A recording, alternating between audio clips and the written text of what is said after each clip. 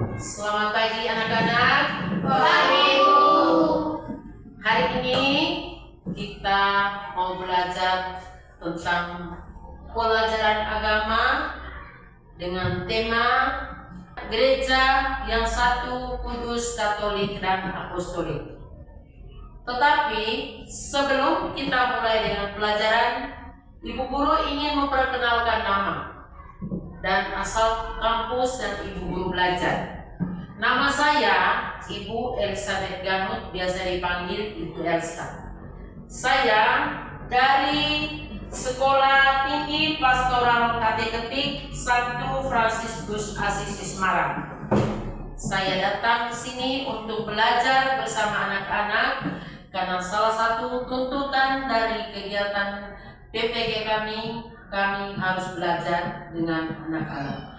Tetapi sebelum kita mulai dengan pelajaran, kita mengawali kegiatan kita dengan berdoa. Saya minta untuk salah satu anak untuk memimpin kita dalam doa. Nama siapa? Novel. Ya, silakan Novel. Jangan takut, semangat. Mari kita ambil posisi berdiri.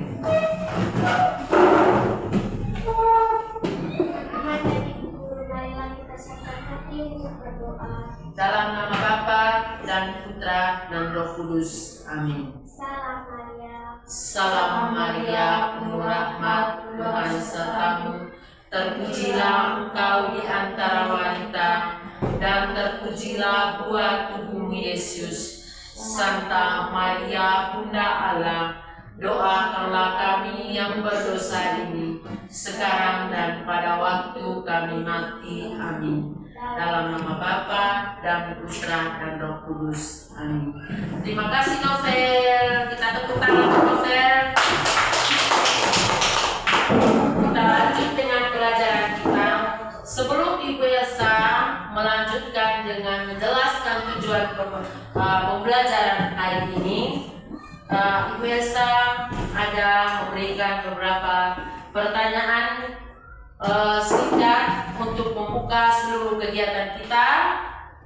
Ada 2 pertanyaan. Saya minta anak-anak sopan siapa di belakang? Sete, duduk tenang. Kira-kira apa yang kita tahu tentang gereja itu? Yang tahu angkat tangan. Apa itu gereja? Gilang. Tempat untuk berdoa. Mungkin ada lagi. Tempat untuk mengaku dosa. Mungkin ada lagi. Kira-kira yang kita tahu tentang gereja selain merayakan perayaan Ekaristi, tempat untuk pengakuan dosa, apa itu gereja yang kita ingat, yang kita tahu selama ini tentang gereja itu? Pernah lihat gereja tidak? Pernah. Apa yang kita tahu tentang gereja? Sudah 2 jawabannya tadi, mungkin ada lagi. Tempat untuk melatih kor. Ini Mary, Chef. Tempat ibadat untuk agama Katolik. Luar biasa. Tepuk tangan untuk kita semua. Bahwa gereja adalah selain untuk latih kor, tempat untuk ibadah, gereja adalah tempat perkumpulan umat Katolik yang sudah dibaptis. Kita sudah dibaptis atau belum? Sudah. Yang kedua, kira-kira sebutkan sikap-sikap kita ketika kita sudah ada di gereja. Kira-kira bagaimana sikap kita kalau kita sudah ada di tempat ibadah itu? Yang lain, Brian? Diam. Apa lagi? Cecil? Sopan. Benar atau tidak? Benar atau tidak? Atau kita lari-lari di gereja? Tidak. Ketika kita ada di gereja, sikap kita harus sopan. Mungkin ada lagi. Jangan membuang sampah di dalam gereja. Benar atau tidak? Nah, luar biasa anak SLB. Mereka tahu bagaimana kalau mereka sudah ada di dalam gereja. Kalau begitu, kita lanjut ke kegiatan inti. Kita sudah berdoa. Yang kedua tadi, Ibu Elsa ingin menjelaskan tujuan pembelajaran yang ingin kita mau belajar hari ini dan yang akan kita membawa pulang setelah kita belajar bersama Ibu Elsa dan teman-teman di sekolah. Coba kita lihat ada berapa. Yang kedua nanti, ketiga, menjelaskan proses atau langkah-langkah kegiatan yang ingin kita mau capai dalam proses. Kita harus tahu, oh setelah ini ke sini, setelah ini ke sini, sehingga kita tahu awal dan akhir pembelajaran kita. Kita tadi sudah masuk di kegiatan inti. Itu Ibu Elsa ingin menjelaskan tujuan pembelajaran yang ingin kita capai tadi. Coba kita lihat ada 5 tujuan pembelajaran.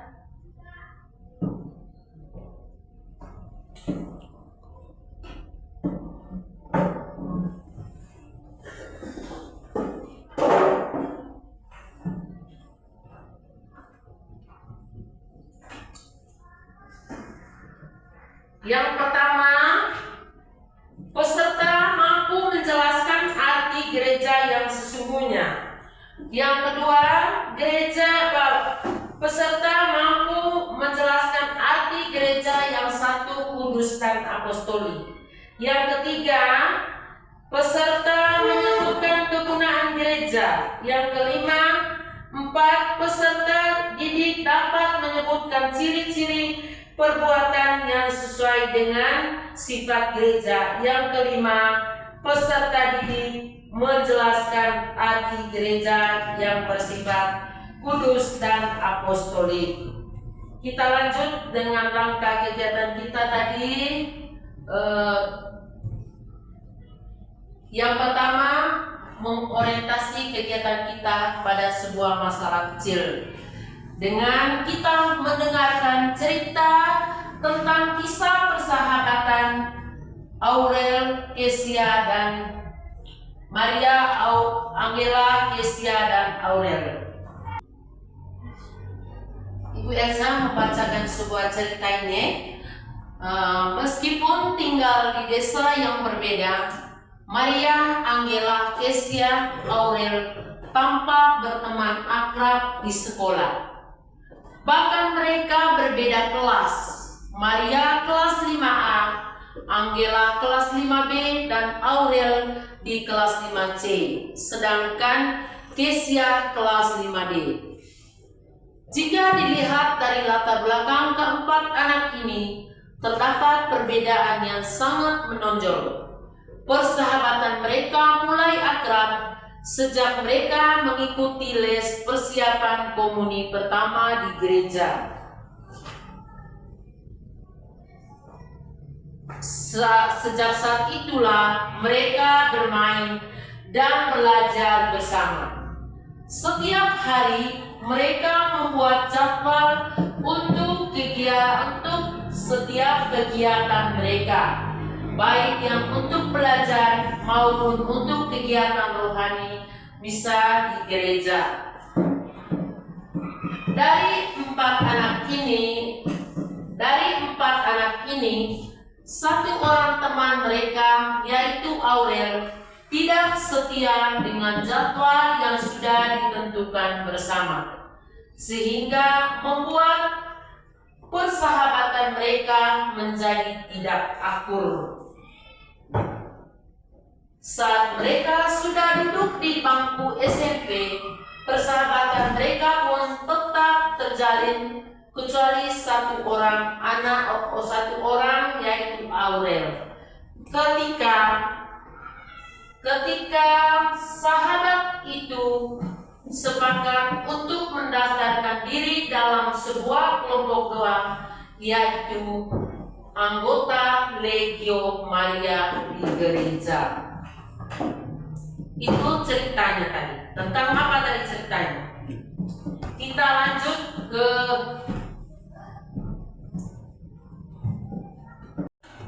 setelah kita mendengarkan cerita tadi, cerita tentang Aurel, Kesia, Maria dan Kesia tadi, Ibu Elsa memberikan 2 pertanyaan singkat supaya kita bisa, ibu guru bisa tahu mereka mendengar atau tidak mendengar. Kira-kira bagaimana kesan kita terhadap isi cerita di atas tadi? Senang. Ketika saya tadi mendengarkan cerita tentang persahabatan 4 orang anak tadi, kira-kira bagaimana kesannya Seth tadi ketika mendengar cerita tadi? Senang. Gilang, kenapa senang? Kenapa senang? Kenapa senang mendengar cerita tadi? Ayo, Esa, Brian, kenapa senang? Karena mereka membaca Quran dan mereka membuat kelompok. Pintar. Tepuk tangan untuk apa? Karena tadi Novel bilang dia merasa senang mendengar cerita tadi. Kenapa dia merasa senang? Karena dalam semua kegiatan mereka dibuat jadwal yang lengkap. Benar atau tidak? Benar atau tidak dalam cerita tadi seperti itu? Benar. Sekarang kita sebelum lanjut ke kegiatan berikutnya, kita ayo speaking. Ayo semangat, berdiri dulu. Tepuk 2 jempol. Jempol kanan, jempol kiri, 2 jempol. Hebat. Ibu Elsa tidak masuk. Ayo semangat. Tepuk 2 jempol. Jempol kanan, jempol kiri, 2 jempol. Hebat. Tepuk tangan. Tadi itu cerita pengalaman Kesia dengan Aurel dengan Maria. Sekarang kita masuk di cerita tentang kitab suci. Ibu Elsa ada siap teks yang Ibu Elsa sudah buat lingkar. Itu yang kita mau baca dari surat Paulus ke Kisah Para Rasul bab 2 ayat 41 sampai dengan 47. Saya minta untuk 2 orang untuk membacanya secara bergantian. Ini Novel, Seth, bergantian di sini. Kalau ayat 41-nya Novel, 42-nya Seth, begitu terus secara bergantian, Baru kita membacanya secara bersama-sama.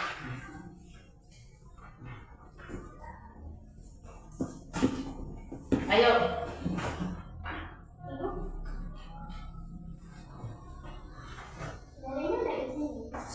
Sini. Atau saya ayat 41 nanti ya. Cara hidup jemaat yang pertama. Orang-orang menerima perkataannya itu memberi diri dibaptis, dan pada hari itu jumlah mereka bertambah kira-kira 3.000 jiwa. 24 mereka melakukan dalam pengajaran rasul-rasul dan dalam persekutuan.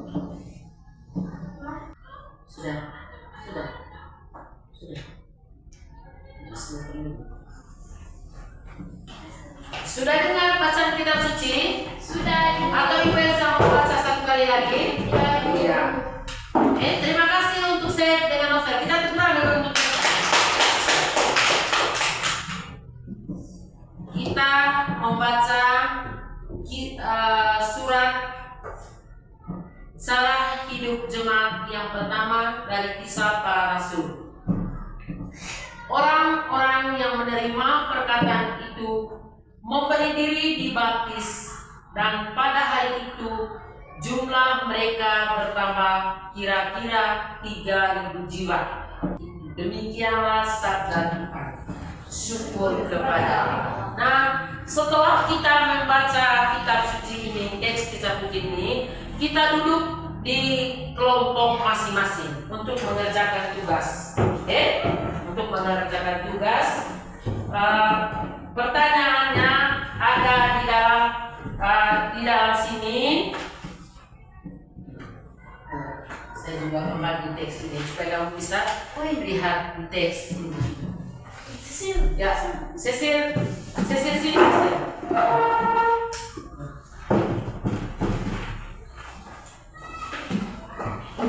Ayo Cecil.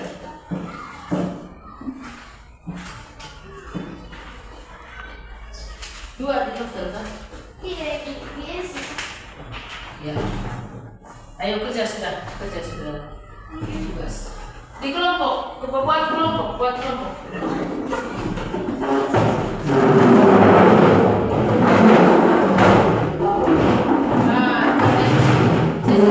Ya, kerja kelompok.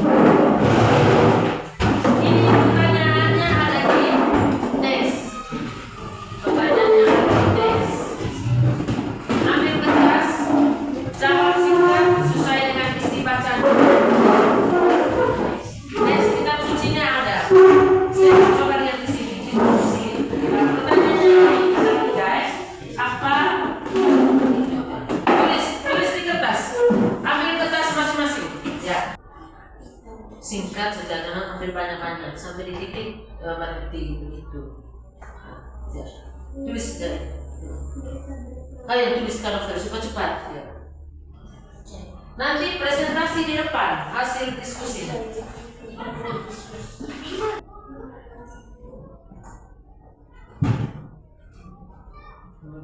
Tiga sudah. Singkat saja.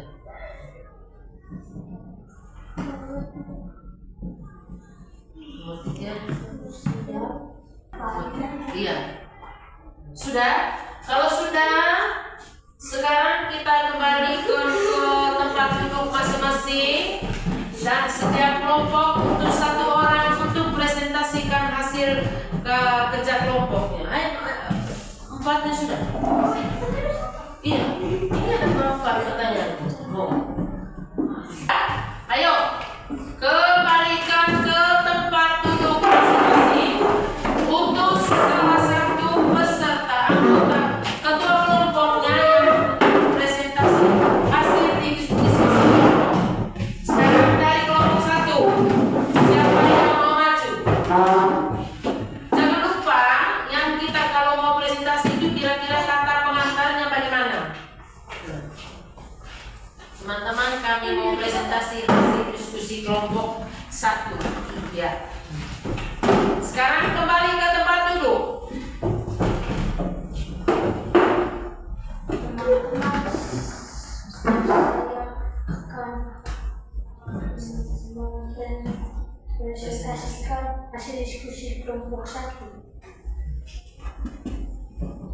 Kelompok 1. Ke bawah sedikit kertas supaya teman bisa lihat. Semua orang yang percaya harus hidup bersatu, dan segala kepunyaanku adalah kepunyaan bersama. 2. Mengajarkan kita untuk percaya kepada Yesus sebagai Sang Juru Selamat bagi manusia.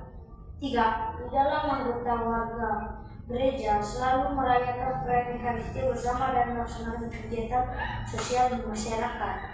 4. 1. Perayaan Ekaristi. 2. Latihan kelompok. Terima kasih untuk kelompok 1. Tepuk tangan. Terima kasih untuk anak-anak semua kelompok 1 dan kelompok 2.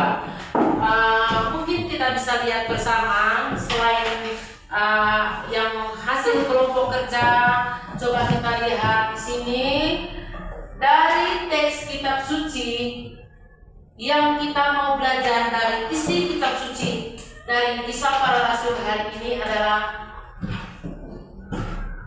tentang kisah yang mau mengajarkan kepada umat perdana bahwa kita harus bisa memberi diri untuk dibaptis sehingga jumlah akan bertambah banyak menjadi 3.000 orang. Serta yang kedua, mau mengajarkan kepada kita agar kita selalu percaya kepada Tuhan.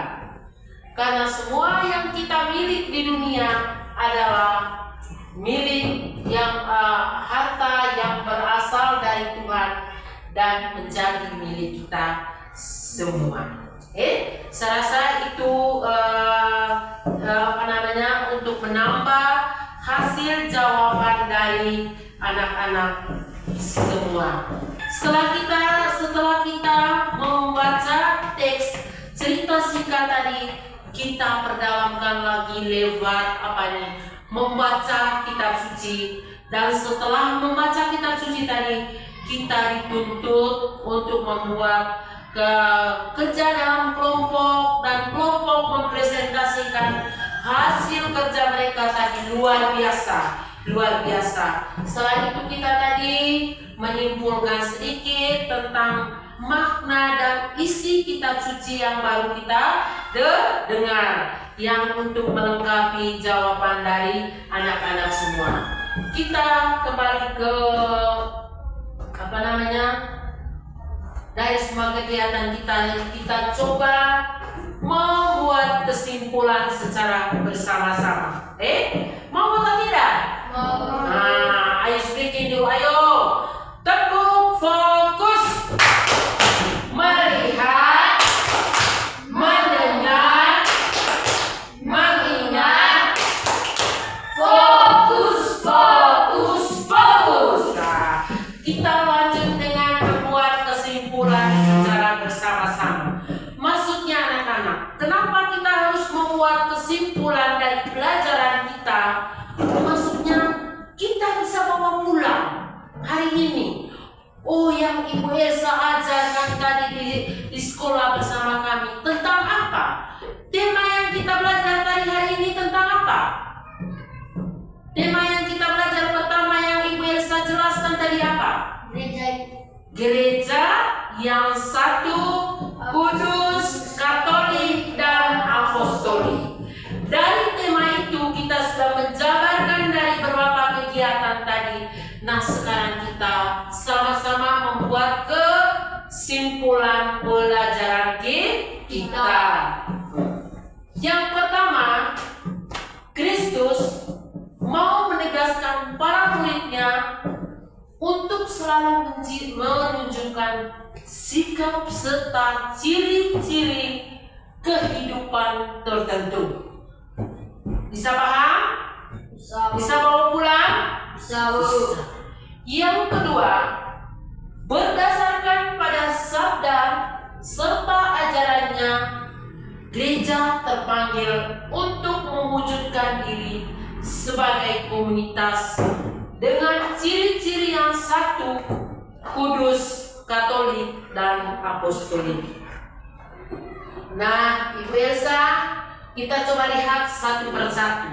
Apa yang dimaksudkan satu dalam gereja Katolik? Coba kita lihat.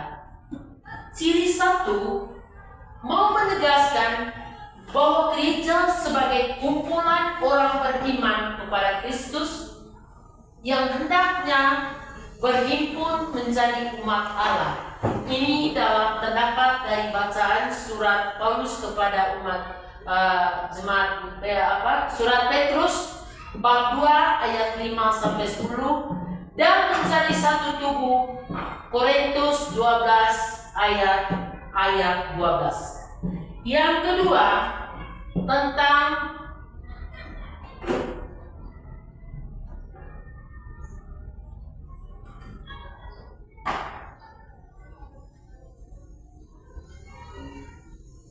tentang kudus. Ciri kudus menegaskan bahwa gereja dipanggil kekudusan kepada Tuhan. Hendaklah kamu sempurna sebagai Bapamu di surga sempurna adanya. Dalam Matius bab 5 ayat 45, gereja merupakan kumpulan yang harus hidup sesuai dengan kehendak Allah. Itu maksud ciri kudus dalam gereja Katolik. Yang ketiga, Katolik. Apa maksudnya Katolik? Kita ini Katolik atau Islam? Katolik. Di sini mau menekankan kepada kita apa itu Katolik, apa arti dan mau kemana kita sebagai Katolik. Ciri Katolik ini mengandung arti gereja yang utuh, lengkap, tidak hanya setengah-setengah atau sebagian dalam menerapkan sistem yang berlaku dalam gereja. Gereja bersifat universal, artinya gereja Katolik mencakupi semua orang yang telah dibaptis, semua orang Katolik seluruh dunia. Setiap orang menerima pengajaran iman dan moral dan tata liturgi yang sama dimanapun berada. Yang terakhir, coba kita lihat apa itu apostolik. Apostolik, ciri apostolik dalam gereja Katolik yang terakhir ini adalah mau menegaskan adanya kesadaran bahwa gereja dibangun atas dasar para rasul dan para nabi dengan Yesus Kristus sebagai penjurunya. Ini dalam bacaan Efesus bab 2 ayat 20. Gereja Katolik mementingkan hubungan historis turun-temurun antara para rasul dan pengganti mereka. Sobat, dari pelajaran kita tadi, kita melihat lagi ciri gereja manakah yang kurang tampak dalam gereja Katolik dalam penjelasan tadi. Ada atau tidak? Ada atau tidak? Novel, ya? Apa? Ciri gereja yang mana tadi? Sip? Ada tidak ciri gereja Katolik yang kurang tampak dalam gereja Katolik? Saya rasa tidakkah? Ada. Terus kegiatan-kegiatan apa saja yang telah kamu lakukan dan ambil bagian dalam kegiatan gereja? Ini refleksi buat kita. Dan apakah kamu memahami ciri gereja Katolik yang biasa jelaskan tadi? Dan apa merasa penting adanya gereja dalam tempat perkumpulan kita? Setelah kita mendengarkan pelajaran tadi dari awal sampai, adakah pelajaran yang kurang mengerti dan masih perlu dibelajarkan lagi? Coba saya. Apa itu gereja? Mungkin kita bisa lihat, mungkin saya tadi ada lupa. Lihat lagi ke atas tadi. Mungkin saya tadi tidak konsentrasi. Lihat apa itu gereja? Gereja kudus.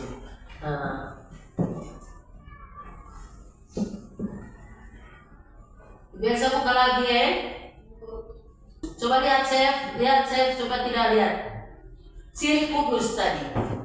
Ini di sini tadi mau mengajarkan kepada kita, menegaskan kepada kita bahwa dipanggil untuk menjadi kudus kita.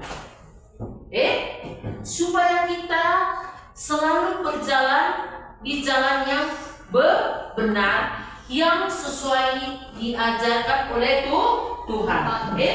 Sebagaimana Bapa sempurna, dia bilang, kumpulan umat yang harus hidup sesuai dengan kehendak Allah. Luar biasa. Tepuk tangan anak-anak. Tapi mereka baik anak-anak, setelah kita merefleksi pembelajaran kita dengan pertanyaan-pertanyaan penuntun dari ibu guru tadi, sebagaimana biasanya karena kegiatan kita, pelajaran kita tadi dibuka dengan doa dan